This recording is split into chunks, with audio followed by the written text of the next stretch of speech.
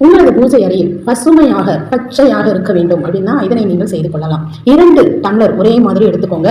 Ever silver அப்படின்னாலும் பரவாயில்லை இந்த விதத்துக்கு. அல்லது என்கிட்ட காப்பர் இருக்கு அப்படின்னா காப்பர் எடுங்க, பித்தளை இருக்கு அப்படின்னா பித்தளை எடுங்க, அல்லது வேறு விதமான வெண்கலம் இந்த மாதிரி இருந்தாலும் எடுத்துக்கொள்ளலாம். இப்படி 2 டம்ளர் ஒரே மாதிரி எடுத்துக்கோங்க.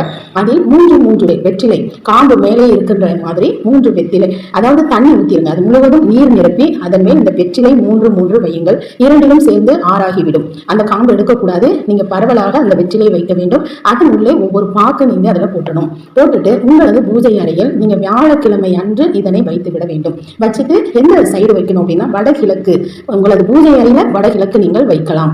வைத்து அதில் கொஞ்சமாக பச்சை கற்பூரம் போட்டு தூவி விடலாம். இதை நீங்க தீப தூப ஆராதனைகள் காட்டும் பொழுது அந்த வெற்றிலைக்கும் நீங்கள் காட்ட வேண்டும். அல்லது கொஞ்சம் காய்ந்த மாதிரி இருக்குது அல்லது அழுகிய மாதிரி இருக்கு அப்படின்னா நீங்க ஞாயிற்றுக்கிழமை கூட மாற்றிக்கொள்ளலாம். வாரம் 2 முறை மாற்றலாம் அல்லது வாரம் 1 முறை மாற்றலாம்.